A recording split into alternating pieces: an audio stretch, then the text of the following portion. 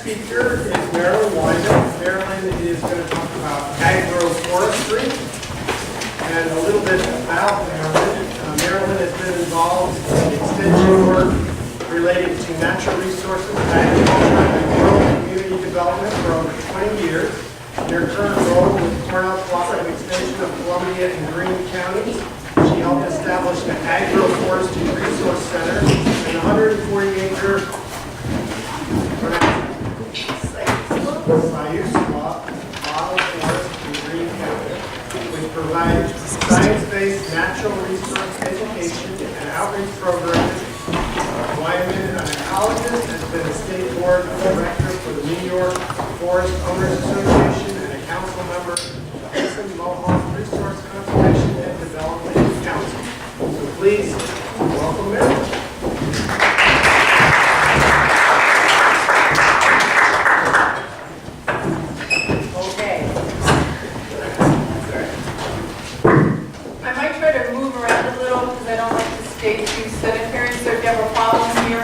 Just let me know. I usually project fairly loudly according to my kids.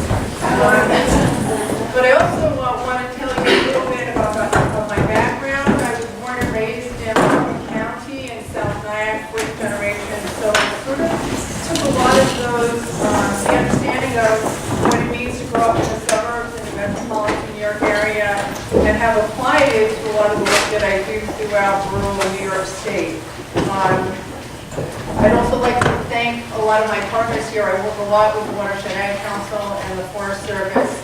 And a lot of what we do and what we are capable of doing really depends on these partnerships that we have. So look to each other. Look for as many resources as you can to bring to your conversation and interact with your audiences. So as far as agroforestry is concerned, the Agroforestry Resource Center, and this is where I live, I think, most of the time. Agroforestry is really, it's probably one of the major food producers in the world. Most people get their food from forests. But agroforestry in this country historically, and it gives you an idea of why, the Agroforestry Center is in Nebraska. And agroforestry, as it's been previously defined, is taking trees and putting it into agriculture, whether riparian buffers, create shade for livestock, windbreaks, things like that. Well, in the Northeast, we really have been looking at taking agriculture and integrating it into the forest. It's a slightly different approach to it, but it's one that's become very significant and engaging with certain kinds of landowners. And I'll talk a little bit more about that. Okay, and all right. So I was asked to address these particular questions on what aspects of your program have resonated best with landowners. This idea of food, fun, foraging, and forest, forest was the fourth word. I started with fun and food, and I really couldn't decide which one should come first. We are in an era of foodies, which is very good from my perspective. So a lot of what we teach people, as far as agroforestry is concerned, is forest farming. How can you grow something in the forest? And food is a great hook. So I'm going to focus on two specific activities that we do, and we've been doing these activities for over a decade, and it's teaching people how to grow shiitake mushrooms and how to do some backyard maple production. And then strategies we've employed. I think it's really important, and I've learned this the hard way as an educator. Don't make assumptions about what you think your audience wants to learn. If you really want to find out what kind of programs you should be doing or where their interests are, take the time to really find it out from them. Get them involved in the process. Because the worst thing to do is put a lot of effort into a program and then suddenly find out either you're not getting the people to come out for it, and it doesn't mean you don't have a good program. The timing might be wrong, you might not have the audience for it, but really, it's important to get your audience engaged in what it is you want to do. So those are just some things that I've learned the hard way over time. Okay, so the first thing I'm going to talk about is maple production.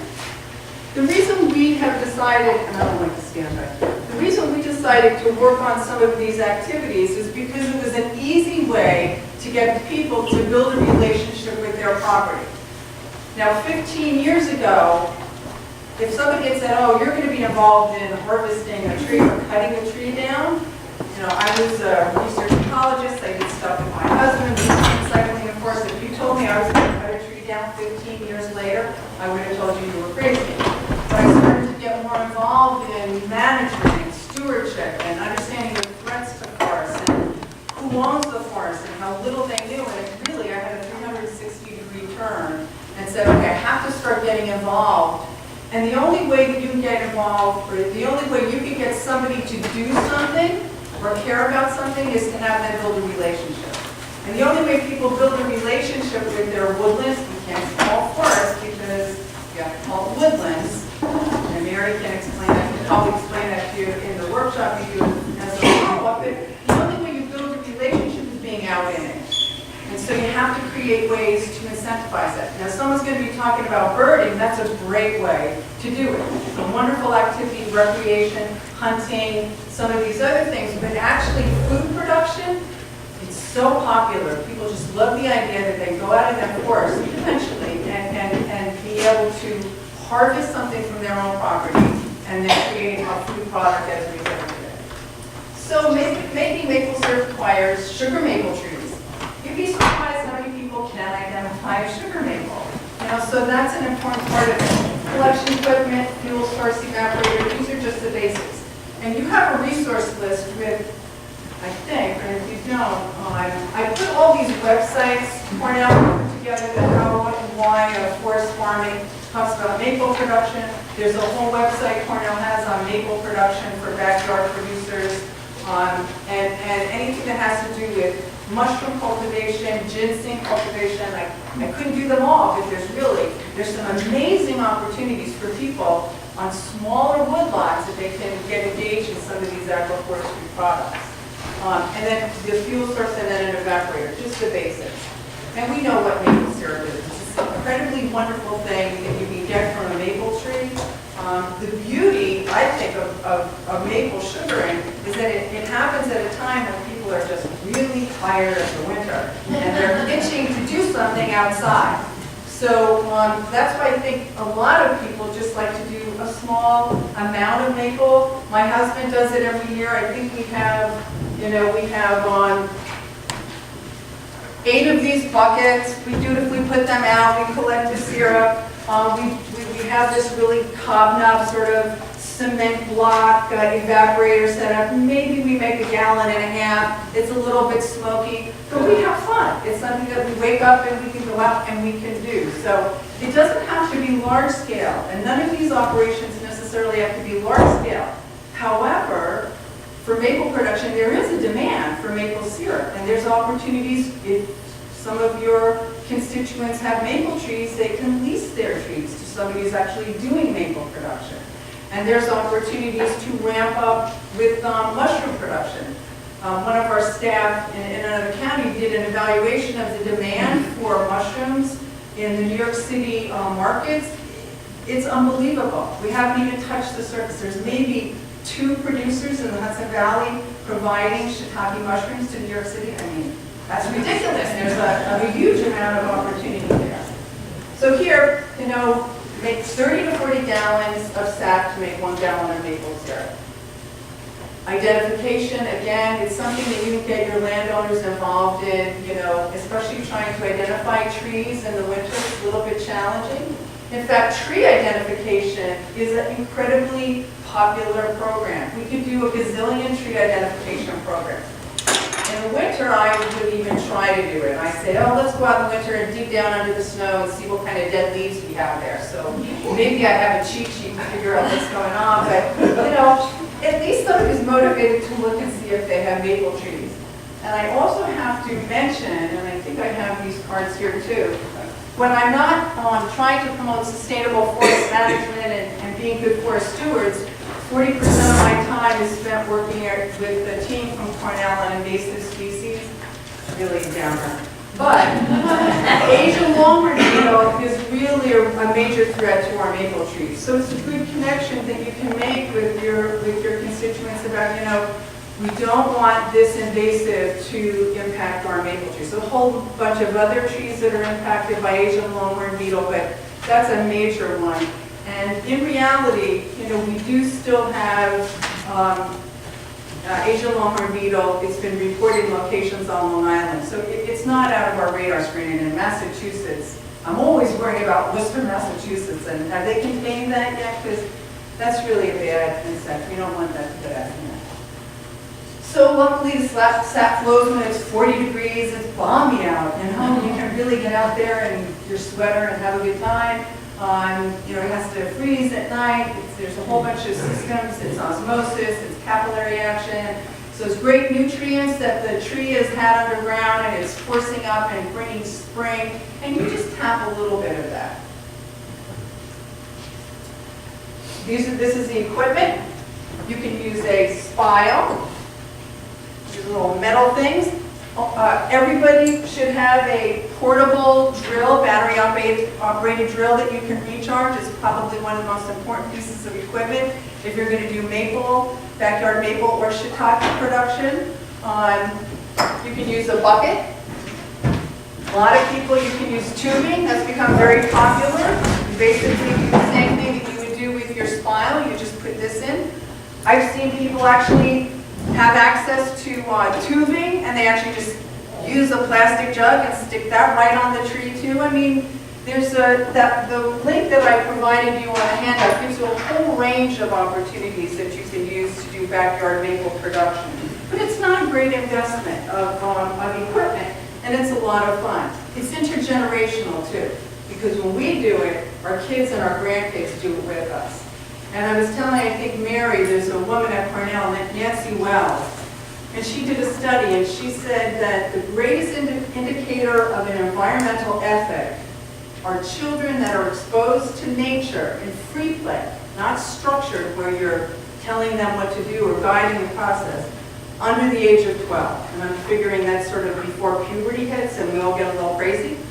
So that's why it's really important for young people to have these experiences out in nature. It's the best investment we can make. And I know, you know, whenever you can, get your kids to come along with you, because they're really going to be the ones that are going to have to do the heavy lifting. Many small-scale producers use buckets or plastic milk containers. Tubing is really when you ramp up, and then there's something called reverse osmosis. If anybody wants to learn about it, go to the Cornell Maple program, and they'll tell you the more advanced techniques, but this is really how to have fun. This is what we use to collect our sap in.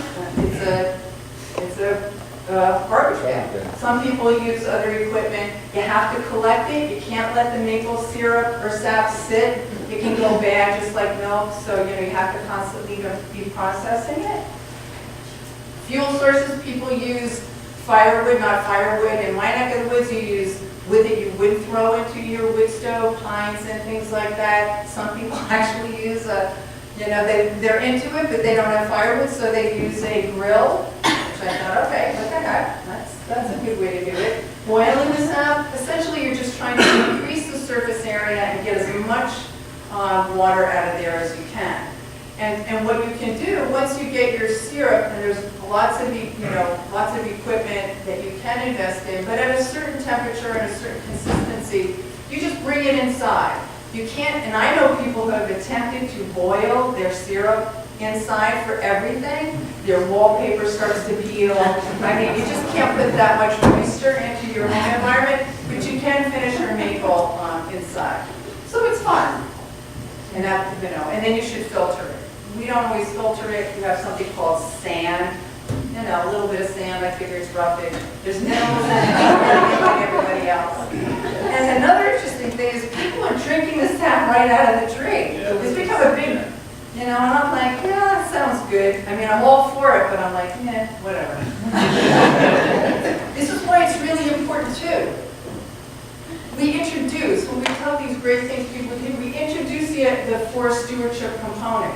If you have a sugar bush, if you really are involved in doing sugar bushing, you know that you have to thin the trees in order to get the determining factor with the amount of sap you're going to have. If you look at the canopy of the tree, there's sort of an equal root system underneath supporting that. So if you're thinning and you've got this huge big, and this isn't good if you're producing timber, but if you want want to produce maple, you want a large surface area, a lot of leaves to capture that energy and make a lot of sap. So we teach people, oh, you like maple? You can thin your maple stand.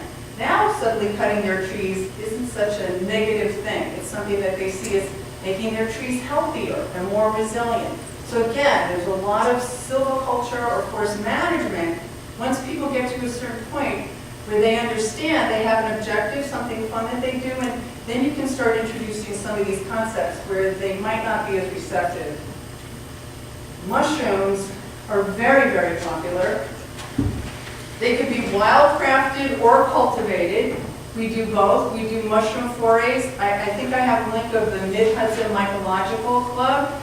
If you're interested in mushrooms, I would definitely hook up with a group like this, or encourage maybe some of your participants or people you work with. It's just, it's one of those incentives at certain times of the year you can get out and harvest these delicious mushrooms and then take them home and eat them. And mushrooms are sort of like apples on a tree. When you pick it, you're not doing any harm. You're picking the fruit, right? The mycelium that's underground, and that's what you don't want to disturb. That's what you want to leave intact. So if you find a good wild mushroom that you really like, don't tell anybody.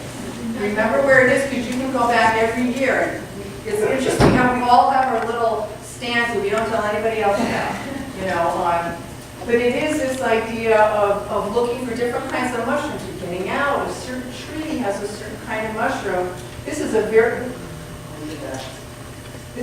very popular mushroom. It's called chicken of the woods. It's amazing. It really does taste like a chicken kind of flavor, although better. Great protein, wonderful flavor. And many gourmet mushrooms, such as chanterelles, we can't cultivate chanterelles. Anybody familiar with chanterelles? They're great. There's only one other lookalike, and it doesn't look that much like a chanterelle, but these are delicious. About 90 degrees, really humid after rain. July and August, they'll be everywhere. But these are things that you should know and keep track of, because over time, you'll see chanterelles in particular, because they come up out of the ground. You'll see them in the same location. And then attend mushroom forays. Learn about what's going on by local mycological groups. And again, when we do these kinds of forays, we have to limit it to about 12 people, because you can't be out in the woods talking about mushrooms, and really allow people to understand what you're doing. So we limit them to 12, and people literally are waiting for our program guide to come out, because they know every year we do it, and they want to make sure that they can sign up. And we won't let them sign up until we actually release our quarterly program, because we're like, no, you're cheating. You can't sign up the year before for this mushroom foray. But some woodland mushrooms can be intentionally cultivated like shiitakes. There's two ways that you can grow shiitake mushrooms. Both of them involve using a bolt. Now this isn't a conventional bolt that you would use for shiitake. This is a hornbeam. It's really probably one of the weed trees that people don't like in their forest, or if you were a forester, you'd say, those are trees that don't have a lot of commercial timber value, but you can grow shiitake mushrooms using these. Now shiitake actually means oak, so the desirable species that we use for shiitake cultivation are usually white oak, sometimes red oak. I've cultivated shiitake mushrooms on infested beech trees. I've done a whole range of trees, and at that link that I gave on at the website, they list the different kinds of trees that you can use for shiitake cultivation. But generally what we do is this is the second one, we have to go out and harvest trees to do this project that we do at the Agroforestry Research Center. And that's another key part of the program. We'll get up and talk to people about what they're going to do, and shiitake mushrooms and spawn and harvesting and all this other stuff. And then when we stop, half the people go and actually inoculate a bulb. They do it themselves. I'll show you really briefly what we do. But the other half, I make go to a small maple stand that we have. And we have a forester that accompanies them. And this grove that we have of maple trees, some of them are fairly densely populated. They're all pretty much pole-sized, and some have been thinned out. And we say, over time, we have harvested 2 or 3 maples from this stand so we could do our shiitake cultivation workshop. So we're showing people that if you have a maple stand and you want to thin it to allow some of your trees to grow healthier and more resilient, you can then take those bolts and you can make shiitake mushrooms out of them. So it's an important message that it goes beyond just making food, but it's showing how people can actually interact with their landscape in a fairly comfortable way so it can provide a segue maybe into more active forest management. So, I don't have my drill because that would be a little weird, but something you should remember when you're doing any of these kinds of activities, earplugs, if you're going to do it, good extension person, eye protection. People don't think about these things, but it is really important. This isn't advanced equipment. I actually order these. These are called daubers. It's what we put the wax when we get to a certain stage. This is just very basic equipment. Oh, I did. Okay. And then you can use what's called plugs or spawn for introducing the mycelium into that bolt. And we take our drill with certain drill bits, and you can't see it too well, but what we do is we drill holes, and then we do it sort of as an alternate pattern. You drill them, you get drill bits that'll tell you exactly how deep to go, so you don't go too deeply. And I actually prefer using sawdust spawn. I've used both the dowels in the past. They're hard. You actually have to get that right above the hole, and you got to pound them in. This is really easy. This is spawn somebody had given to me because they didn't use it all. A huge bag like this costs maybe 20 bucks. From Field and Forest, it'll inoculate maybe 75 bolts. So it's not a real big investment. You just break up the sawdust. You use these really easy plungers. You just stick it in the sawdust like that, and then you put it right above the hole on your bolt, like that. You go like that, you go down. We have a table. Everybody puts their bolt on the table, and it moves down the conveyor belt. So you drill it, you pack it with sawdust spawn, and then you have some kind of heating source. We use a Coleman camp stove and just use wax. You use food grade wax that I would use for making jelly. Again, not a very expensive investment. And then you have to wait.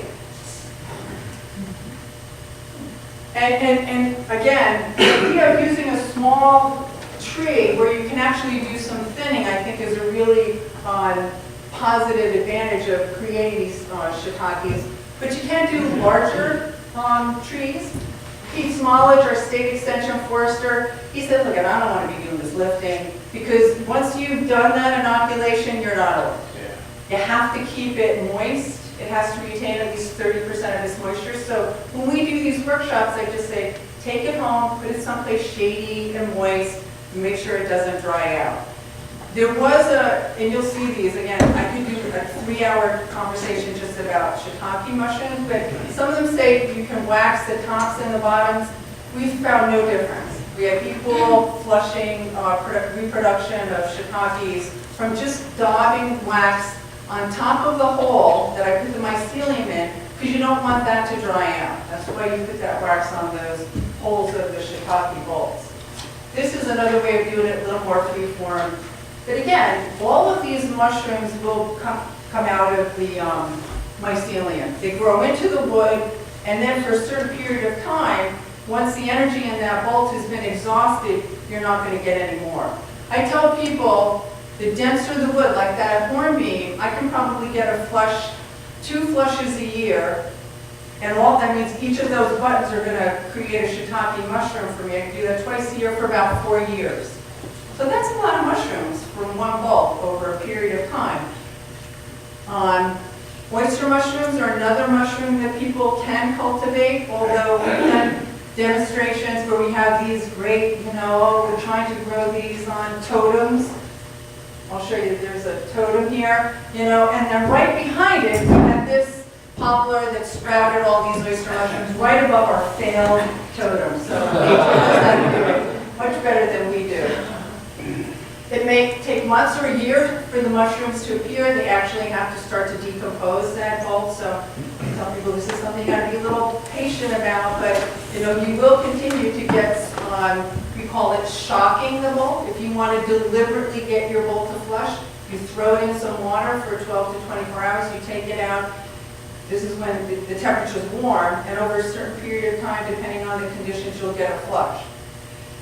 Sometimes they fruit all at once. I live in Schoharie County. When Irene hit, every single one of my bulbs, every bulb I had, even if they had already fruited, everything fruited. I had over 700 shiitake mushrooms. It was like crazy. But you can dry them, and that's what's so cool, because with Asian markets, they prefer dried shiitake mushrooms. They rehydrate them, and they use them for cooking.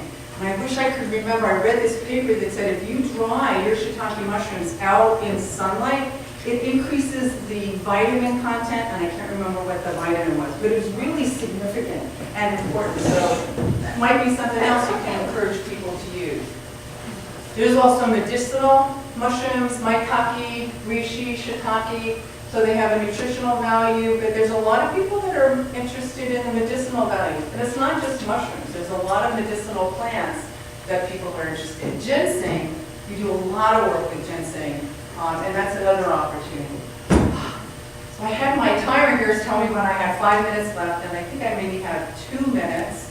What I just want to encourage you to do, so many things about interacting with your forest for people that aren't used to it, people that we have a hard time with. You know, this is probably good for woodland retreat people, or you know, working the land. But some of those people who just really don't want to do anything, maybe this is a way to start the process. Or maybe for the woodland retreat people, we always see this as a segue. You know, the landowners are on a continuum, and some of them get it right away, and they know I need to manage my forest, and I need to do some kind of thinning, because it's really a way to ensure that we have healthy, resilient forests, and we have the kind of trees that we want. But not everybody can jump right there.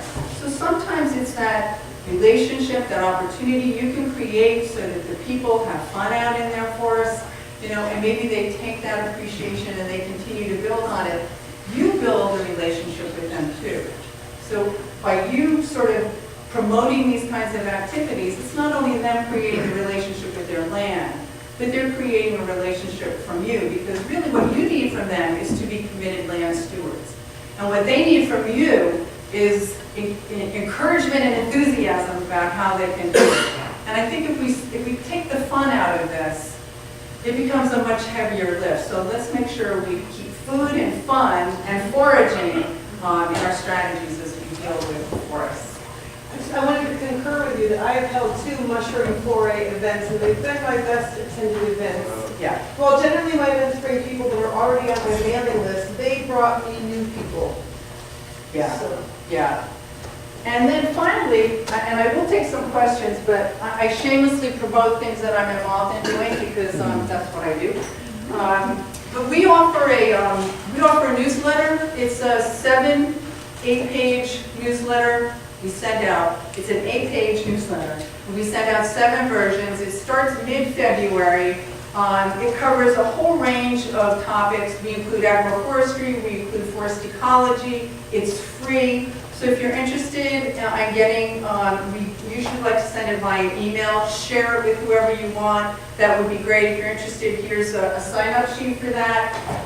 And then talking about ambassadors, we recently, there's a program in New York State coordinated through Cornell. It's similar to the Master Gardener program. It's called Master Forest Owners. These are forest landowners that go to Cornell. They get a 4-day training. They're landowners themselves.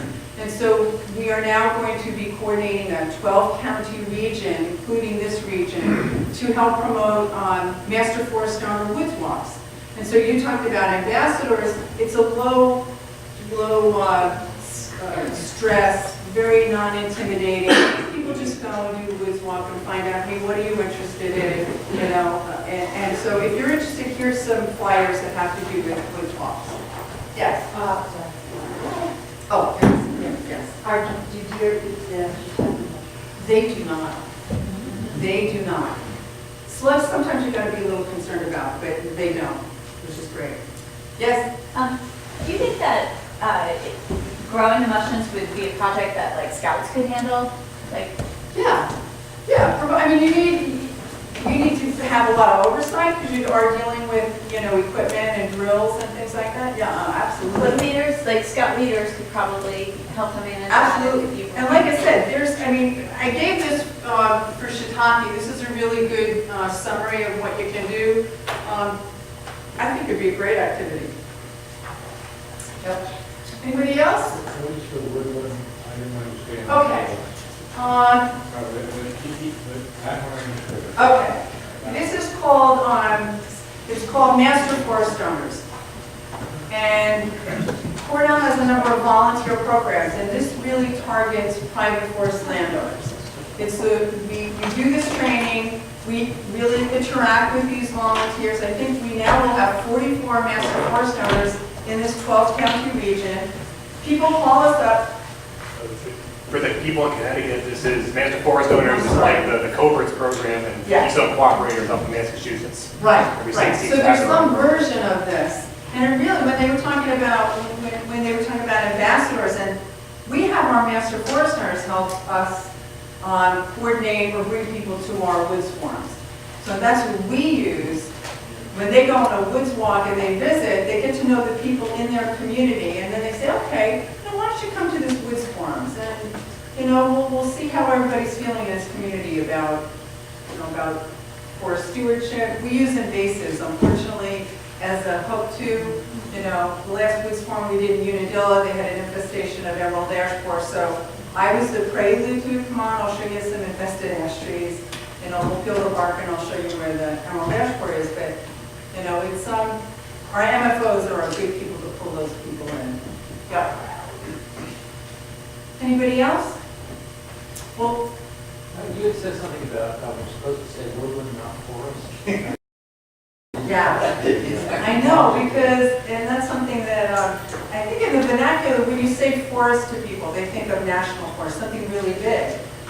And the only way to really connect with people with smaller woodlots is to say woodland owners. And it's really true. I mean, if you look at different kinds of promotional material, the people that you're probably targeting, you should use the word woodland, just because it's a little more user-friendly. Okay, thank you very much.